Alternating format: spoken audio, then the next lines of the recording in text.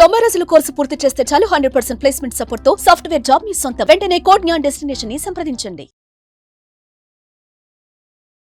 Welcome to Suman TV. నేను మీ Suman TV. నాకు singer కల్పన గారు సూసైడ్ అటెంప్ట్ చేశారని చెప్పేసి బ్రేకింగ్ న్యూస్ అందరం చూసాము. అయితే వాటికి సంబంధించినటువంటి కారణాలు ఏంటి, ఏం జరిగి ఉండొచ్చు, అండ్ దానితో పాటు ప్రస్తుతం మనకు తెలిసినటువంటి వాస్తవ కోణాలు ఏంటి, హాస్పిటల్ నుంచి వచ్చినటువంటి బులెటిన్ ప్రకారం ఏం జరిగింది, ఫర్దర్గా ఏ విధంగా ఉండబోతుంది అనేది ఈరోజు మనతో పాటు హైకోర్టు అడ్వకేట్ అలగరి రవీంద్రనాథ్ గారు ఉన్నారు. అది వారి మాటలో తెలుసుకుందాం. Hello sir. హాయ్ అండి నాగరాజ్ గారు. సింగర్ కల్పన గారు గొంతు వింటేనే మనకు ఆ వైబ్స్ వస్తూ ఉంటాయన్నమాట. అంత అనర్గళంగా పాడేటువంటి పాట చాలా డీటెయిలింగ్గా ఉంటుంది. చాలామంది సింగర్స్ కూడా ఆశ్చర్యపోతూ ఉంటారు. అలాంటి ఆవిడ సడన్గా సూసైడ్ చేసుకున్నారు అనేటువంటి న్యూస్ ఎప్పుడైతే బయటికి రావడం జరిగిందో రకరకాల కథనాలు ప్రచురించడం జరిగింది వాటి మీద. ఈ విధంగా అయ్యుండొచ్చు, ఆ విధంగా అయ్యుండొచ్చు అని. సో ఎప్పుడే ఒక స్టేట్మెంట్ రావడం జరిగింది. దానికి సంబంధించిన పూర్తి వివరాలు ఏంటి, ఏం జరిగిందంటారు? కల్పన రాఘవేంద్ర అంటే బహుశా చాలా కొద్ది మందికి తెలుసు అనుకుంటాను ఈ పేరు. కానీ సింగర్ కల్పన అంటే మాత్రం బహుశా తెలియని తెలుగువాడైతే ఉండడు అని చెప్పడంలో అతిశయోక్తి అయితే లేదు. గడిచిన 2 దశాబ్దాలుగా తెలుగు సినిమా రంగంలో తనకంటూ ప్రత్యేక ముద్ర వేసుకున్న సింగర్ కల్పన గారు ఒకప్పుడు ఎంతో మందిని తన పాటల ద్వారా ఒక ఒక ఒక సమ్మోహన సౌందర్యం ఉంటుంది యాక్చువల్ పాటల్లో తన గాత్రంతో అనేక మంది. నాగరాజు గారు 3000 స్టేజ్ షోలు అండి, 3000 స్టేజ్ షోలు, 1500 పైగా తెలుగు పాటలు పాడినటువంటి ఒక అద్భుతమైన వ్యక్తి సింగర్ కల్పన గారు. అంటే ఒక చెన్నై రాష్ట్రంలో పుట్టి మదర్ టంగ్ తమిళ అయినప్పటికి కూడా తెలుగు నేర్చుకొని తెలుగు భాషలో అనేక వందల పాటలు పాడారు ఆవిడ. ఏఆర్ రెహమాన్, మణిశర్మ, అదేనేమి కేవి మహాదేవన్ గారు, దేవిశ్రీ ప్రసాద్ గారు, ఇలా టాప్ మోస్ట్ ప్రతి మ్యూజిక్ డైరెక్టర్ దగ్గర కూడా అంటే ఆవిడకంటూ ఒక కంపోజ్ చేసినటువంటి స్టార్డమ్ తెచ్చుకున్నారు ఆవిడ. అంటే ఆవిడ కోసంగా ప్రత్యేకంగా ఒక సాంగ్స్ తయారు చేసుకుంటారు. అంటే కర్ణాటక మ్యూజిక్ కావచ్చు, లేకపోతే హిందుస్థానీ మ్యూజిక్ కావచ్చు. ఈ మ్యూజిక్లో తన గాత్రంలో ఎటువంటి గమకాలైనా అద్భుతంగా పలికినటువంటి గొప్ప సింగర్. అటువంటి సింగర్ కల్పన గారు నిన్న అత్యంత దయనీయ స్థితిలో నిన్న ఒక వీడియో ఫోటో చూస్తే కాసేపు చాలా బాధ అనిపించే విషయం ఏంటంటే ఎవ్వరూ లేని ఒక ఎలోన్గా, ఒక సింగిల్గా కొన్ని నిద్రమాత్రలు మింగేసి అచేతనంగా ఒక మంచం మీద అట్లా పడుకున్నటువంటి కొన్ని విజువల్స్ మనకు కనిపించాయి. అంటే ఆత్మహత్యా ప్రయత్నం చేశారని చెప్పి మీడియా ప్రతినిధులు పూర్తిగా వెళ్తూ కొంతమంది పోలీసుల యొక్క సారథ్యంలో వెళ్ళి తలుపులు బద్దలు కొట్టి లోపలికి వెళ్ళి చూసేసరికల్లా విగత జీవిగా పూర్తిగా మంచం మీద పడి ఉన్నటువంటి ఒక ఆమెను చూసే కాసేపు మన లాంటి వాళ్ళకి భయం అనిపించింది. యాక్చువల్గా వీడియో ఫుటేజ్ మనం చూసాం. తర్వాత ఇమీడియట్గా అక్కడ దగ్గరగా ఉన్నటువంటి శ్రీ హోలిస్టిక్ హాస్పిటల్ ఆవిడని అడ్మిట్ చేయడం, మాట్లాడే స్థితిలో లేనటువంటి అచేతన స్థితిలో ఉన్నారు ఆవిడని తీసుకెళ్లి సుమారుగా ఒక 48 గంటల పాటు సుమారుగా నాకు తెలుసు అనుకుంటాను సుమారుగా వెంటిలేషన్ మీద పెడితే కొన్ని గంటల క్రితం ఆవిడ వెంటిలేషన్ నుంచి బయటకు వచ్చి ఇలా ఎందుకు జరిగిందంటే రకరకాల కథనాలు మీడియాలో ఇలా ఎందుకు జరిగింది, సింగర్ కల్పన గారు వాళ్ళ హస్బెండ్ నుంచి ఏమైనా ఇబ్బందులు ఉన్నాయా, లేకపోతే తన కూతురు వాళ్ళ ఇబ్బందులు ఉన్నాయా, ఒకప్పుడు టాప్ మోస్ట్ సింగర్ కదా, ఎంతో మంది సింగర్స్ ఉన్న స్థితిలో ఆమె ఎవరితో చెప్పుకోవచ్చు. ఎందుకంటే తనకంటూ ఒక మ్యూజిక్ టీం ఉంది ఆవిడ చుట్టూ కూడా. అంటే తన తోటి సహోద్యోగులు కొంతమంది సింగర్స్ కావచ్చు, మేలు ఫిమేల్ కారుణ్య కావచ్చు, లేకపోతే సింగర్ సునీత గారు, ఇట్లాంటి వాళ్ళతో మంచి సత్సంబంధాలు ఉన్నాయి. ఇంతమంది ఉన్నప్పుడు కూడా ఒక లోన్లీనెస్ అనుభవిస్తూ ఆవిడ ఈరోజు అచేతనంగా నిద్రమాత్రలు తీసుకొని తన ఆత్మహత్యకు ప్రయత్నం చేయడం.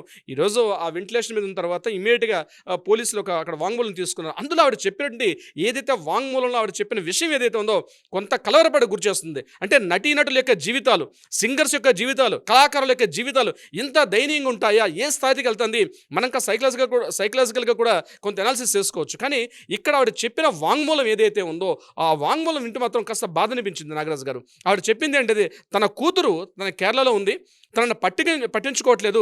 నిన్న ఈ సంఘటన జరగడానికి కొన్ని గంటల ముందు ఆవిడ మరలా కేరళ నుంచి హైదరాబాద్ రావడం, తను ఉన్నటువంటి ఇంట్లో నిజాంపేటలో ఉండి ఏం డిస్కషన్ జరిగిందో తన కూతురికి తనకు మధ్య సంగతి తెలియదు. 2010లో మొదటి భర్తతో విడిపోయారు, రెండో భర్తను మ్యారేజ్ చేసుకుని, మొదటి భర్త ప్రసాద్ అనుకుంటాను, అతను విడిపోయారు, రెండో భర్తతో ఉన్నారు. ఇప్పుడు ఆ రెండో భర్త కూడా సరైనటువంటి సత్సంబంధాలు లేనట్టుగా తెలుస్తున్నాయి. ఏం జరిగిందో తెలియదు కానీ ఆత్మహత్య ప్రయత్నాన్ని చేసినట్టుగా కూడా మనకు ఆ విజువల్స్ కనిపించాయి. అయితే ఇక్కడ తనకు ఆత్మహత్యకు ప్రేరేపితం చేసినటువంటి సంఘటన ఏమి దారితీస్తుంటుంది అంటే ఆవిడ వాంగ్మూలం యొక్క స్టేట్మెంట్, ఆవిడ ఇచ్చినటువంటి స్టేట్మెంట్ తీసుకొని ఆ సిచ్యువేషన్ కాస్త మనం అక్కడ అనలైజ్ చేసుకుంటే మనకు క్లియర్గా తెలిసింది ఏంటంటే తన కూతురు తనకు దగ్గరగా, తనకు 3 పిల్లలు, అందులో పెద్ద కూతురు 19 సంవత్సరాలు.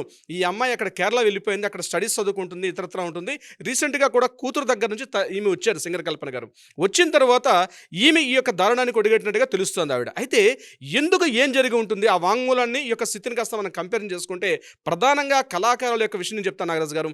ఏ కళాకారులు సింగర్స్ కావచ్చు, రైటర్స్ కావచ్చు, లేకపోతే నటీనటులు కావచ్చు, వీళ్ళు యాక్చువల్గా సున్నితత్వమైన స్వభావాన్ని కలిగి ఉంటారండి. ఫస్ట్ ఇది గుర్తుపెట్టుకోవాలి. వాళ్ళు సున్నితత్వంగా ఉంటారు. సున్నితత్వం అంటే ఏంటంటే వాళ్ళే ఉంటారా మేము ఉండమని ఎవరైనా వీడియో చూసిన వాళ్ళు కామెంట్ చేయొచ్చు. కాదు, కళాకారులు అంటేనే చాలా సున్నితంగా ఉంటుంది స్టేట్మెంట్ గట్టిగా ఇస్తాను ఈ విషయంలో. అది చాలామంది యొక్క జీవితాలు మనం దగ్గరగా చూస్తాం కాబట్టి, అనలైజ్ చేస్తున్నాం కాబట్టి, ఒక ఇంతకుముందు చనిపోయిన రంగనాథ్ గారు కావచ్చు, అంతకుముందు చనిపోయిన ఉదయ్ కిరణ్ గారు కావచ్చు, అంతకుముందు కొంతమంది నటీనటులు తమ జీవితాన్ని ఏ రకంగా క్లోజ్ చేసుకున్న విషయాన్ని మనం చూసినట్టయితే చాలా సున్నితంగా ఉంటారు. అంటే ఆ సున్నితత్వం ఉండబట్టే వాళ్ళు తమ గొంతుకుల్లో కావచ్చు, తమ నటనలో కావచ్చు, ఆ భావాలను పలికింపజేస్తారు. కొన్ని వేల మందిని మంత్రముగ్ధం చేయగలుగుతున్నారు. అయితే సింగర కల్పన గారి విషయంలో కూడా అద్భుతమైన గాత్ర సౌందర్యం ఆవిడది. అనేక భావాలు పలికినట్టు గాత్ర సౌందర్యం. ఖచ్చితంగా ఆమె యొక్క గాత్రం దగ్గరగా తీసుకొని ఆమె యొక్క సైకలాజికల్ అనాలిసిస్ ఆమె చాలా సున్నితత్వమైన వ్యక్తి. అంటే ఏ చిన్న విషయానికైనా రెస్పాండ్ అయిపోతారు వాళ్ళు. అంటే కోపానైనా అదే విధంగా ఉంటారు, హాస్యానికైనా అదే విధంగా వాళ్ళు స్పందిస్తారు. అయితే ఈ సంఘటన దారితీసే పరిస్థితులు ఏమై ఉండొచ్చు? ఫస్ట్ థింగ్ ఏంటంటే ఒక ఒంటరితనం, ఎలోనండి. ఆ ఎలోను సొంతంగా ఒంటరితనం, నా వాళ్ళు నా దగ్గర లేరు, నేను ఒంటరిదాన్ని అయిపోతున్నాను, నాకు అసలు అవకాశాలు లేవు, నాకు దిగులు స్టార్ట్ అవుతుంది. ఈ ఒంటరితనం వల్ల ఎక్కడ దారితీస్తుందంటే ఒక స్ట్రెస్కి, ఒక ఒత్తిడికి దారితీస్తారు. ఈ ఒత్తిడి కాస్త పెరిగిన తర్వాత ఇమీడియట్గా యాంగ్జైటీ స్టార్ట్ అవుతుంది. అంటే ఏం చేయాలో తెలియని ఒక యాంగ్జైటీ స్థితిలోకి వెళ్తారు. యాంగ్జైటీ కాస్త అయిన తర్వాత ఫ్రస్ట్రేషన్కి వెళ్తారు. ఒక ఫ్రస్ట్రేషన్ అంటే అది పరాకాష్ఠకు వెళ్ళబోతున్న స్టేజ్ అనమాట. ఫ్రస్ట్రేషన్ గురవుతారు. ఏ ఫోన్ కాల్ వస్తున్నా, ఎవరితో మాట్లాడినా ఒక రకమైన ఫ్రస్ట్రేషన్ గురవుతారు. ఫ్రస్ట్రేషన్ కాస్త సైకలాజికల్ ఇల్నెస్ స్టార్ట్ అవుతుంది. ఆ సైకలాజికల్ ఇల్నెస్ చిట్ట చివరి స్థాయిలో ఏంటంటే తన జీవితాన్ని తను ముగించేసుకోవాలన్నటువంటి ఒక ప్రేరేపితమైన ఒక ఆలోచన స్టార్ట్ అవుతుంది. తద్వారా తమ జీవితాన్ని ముగించుకోవాలని ఆత్మహత్యాత్వానికి ప్రయత్నం చేస్తారు.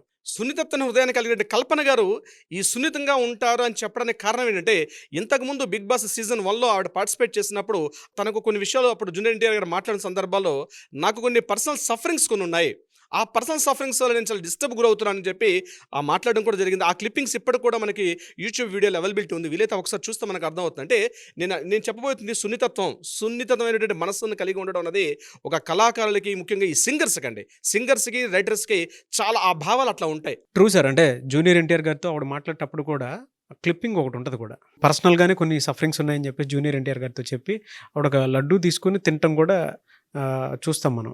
బిగ్ బాస్ షోలో భాగంగా జరిగినటువంటి టాస్క్లో జూనియర్ ఎన్టీఆర్ గారు ఇస్తారనమాట. అప్పుడు చెప్పినప్పుడు కూడా నేను విన్నాను. అదే ట్రూ. ఎలా సార్ అంటే ఒక మనిషి అంత స్టేట్ ఆఫ్ మైండ్లోకి వెళ్ళిపోయినప్పుడు వాళ్ళకి అంటే ఏం దొరక్క ఆ విధంగా బిహేవ్ చేస్తారు? ఆ టైంలో ఏం చెయ్యాలి? బీయింగ్ అడ్వకేట్ మీకు చాలామంది కలుస్తూ ఉంటారు కాబట్టి అడుగుతున్నాను. సో ఏదైతే వాళ్ళు సఫర్ అవుతున్నారో ఆ సఫర్ని లిజన్ చేసేవాళ్ళు, అంటే వినేవాళ్ళు లేకపోవడం. ఫస్ట్ ప్రధాన ప్రాబ్లం ఏంటంటే వినేవాళ్ళు లేకపోవడం. అంతేకాకుండా ఎక్నాలజ్ చేసేవాళ్ళు లేకపోవడం. ఈ సమస్య జనరల్గా అందరికీ జరిగేదే, ఇది నీ ఒక్కరికే కాదు, ఇట్లాంటి సమస్య చాలామంది ఫేస్ చేస్తారని చెప్తూ వాళ్ళకు ఒక భరోసా, అంటే వాళ్ళకు ఓదార్పిచ్చేవాళ్ళు, ఎక్నాలజ్ చేసేవాళ్ళు ఎవరో లేకపోవడం అన్నది రెండో పరిస్థితిగా చెప్పొచ్చు. సమస్యను గుర్తించి చెప్పాలి. ఆ సమస్య గుర్తించి చెప్పేవాళ్ళు. అంటే ఒక్కదానికే కాదు, ఇది అందరికీ జరిగేటువంటి ప్రక్రియే. దయచేసి అది మీరు కూడా గుర్తించాలి. మీరు భరించలేని స్టేజ్కి వెళ్ళిపోవద్దని చెప్పేసి చెప్పాల్సినటువంటి బాధ్యత కూడా ఉంటుంది. బాధ్యత కూడా తప్పనిసరిగా ఉంటుంది. ఎక్నాలజ్ చేసేది బాధ్యత కూడా ఉంటుంది. మూడోది ఏంటంటే సపోర్ట్. నాగరాజు గారు, సపోర్ట్ చాలా చాలా ఇంపార్టెంట్. అంటే అట్లీస్ట్ వాళ్ళతో పాటు ఒక రోజో 2 రోజులు 3 రోజులు ఉండి ఆ సమస్యలో బాధపడుతున్నటువంటి వ్యక్తిని గుర్తించి నేను చెప్పాడు ఎక్నాలజ్ చేస్తూ సపోర్ట్ చేయడం అనేది ఇది నీ ఒక్కరికే కాదు, ఇది సహజంగా జరుగుతుంటుంది, కాలంగా అన్ని సమస్యలకి పరిష్కారం చెప్తుంది, కానీ ఇటువంటి స్థితిలోకి వెళ్ళకూడదు అని. అందుకే ఒంటరితనం మనం చెప్పుకోవడానికి కూడా కారణం అదే. ఈ ఒంటరితనం ఎప్పుడు ఫీల్ అవుతారంటే, ఇప్పుడు మనం చెప్పినటువంటి ఈ లిజన్ ఎక్నాలజ్ చేసే వాళ్ళు సపోర్ట్ లేకపోతే ఒంటరితనానికి దారితీస్తారు. ఎప్పుడైతే ఒంటరితనం దారితీస్తుందో అదొక వ్యసనానికి దారితీస్తుంది. నాగరాజు గారు, ఏదో వ్యసనానికి బానిస అవుతారు. డ్రగ్స్ కావచ్చు, స్లీపింగ్ పిల్స్ కావచ్చు, ఇతరత్ర వ్యసనాలకి దారితీసే పరిస్థితి వస్తుంది. ఇది చాలా మంది కళాకారులు, ఎక్కువగా సినిమా రంగంలో ఉన్న వాళ్ళు కావచ్చు, లేకపోతే కళారంగంలో ఉన్న వాళ్ళు కావచ్చు, రైటర్స్, సింగర్స్ ఎక్కువగా ఇటువంటి ఒక గ్యాప్, దాన్ని ఏమంటారంటే ఒక వ్యాక్యూమ్ అంటారు, ఆ వ్యాక్యూమ్కి గురవుతారు. ఆ వ్యాక్యూమ్ టైంలో గుర్తించగలిగి ఎవరైనా ఒక కౌన్సిలర్ని, ఒక కౌన్సిలింగ్ చేసే వాళ్ళని కానీ మాట్లాడుకోగలిగితే, ఎందుకంటే ఈరోజు చాలా టోల్ ఫ్రీ నెంబర్స్ ఉన్నాయి సార్ నాగరాజు గారు, ప్రతి ఒక్కరికి టోల్ ఫ్రీ నెంబర్స్ ఉన్నాయి ఈరోజు. సో ఎప్పుడైతే తను ఈ స్థితిలో ఉన్నానని గుర్తించిన తర్వాత ఇమ్మీడియట్గా సపోర్ట్ తీసుకోగలిగితే, ఉన్నారు లిజన్ చేసేవాళ్ళు ఉన్నారు, ఎక్నాలజ్ చేసేవాళ్ళు ఉన్నారు, సపోర్ట్ చేసేవాళ్ళు కూడా ఉన్నారు, వాళ్ళ యొక్క సహాయం తీసుకుంటే డెఫినెట్గా ఈ స్థితి నుంచి బయటపడవచ్చు. కానీ ఎక్కువ మంది ఈ స్థితిలోకి వెళ్ళడానికి సపోర్ట్ తీసుకోకపోవడం వల్ల ఇటువంటి సిచ్యువేషన్స్ దారితీస్తాయి. నాగరాజు గారు, సరే, ఇప్పుడు చెప్పినటువంటి 3 మీ దగ్గరే కనిపిస్తూ ఉంటాయి. అంటే రెగ్యులర్గా మీరు కూడా కౌన్సిలింగ్ కౌన్సిలింగ్ అవి ఇస్తుంటారు కాబట్టి అడుగుతున్నాను. ఎందుకంటే మీరు వింటారు, అక్నాలెడ్జ్ చేస్తారు, సమస్యను గుర్తించి సొల్యూషన్స్ అవి ఇస్తూ ఉంటారు. వాళ్ళకి కావాల్సిన సపోర్ట్ కూడా ఇస్తారు లీగల్‌గా కూడా. అండ్ పర్సనల్‌గా వాళ్ళకేమైనా కావాలనుకున్నా కూడా. సార్ మిమ్మల్ని అప్రోచ్ అవ్వచ్చా? అటువంటి సిట్యుయేషన్స్ అంటే వాళ్ళ హాంటింగ్స్‌కి గురవుతున్నారు.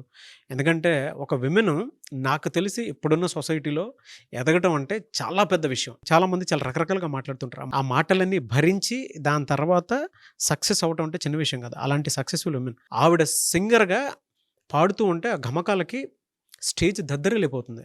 అలాంటి వ్యక్తి ఆవిడ. ఆవిడ ఇలాంటి పరిస్థితిలో ఉన్నారు అనంటే మహిళలు అలాంటి వాళ్ళు చాలామంది ఉన్నారు.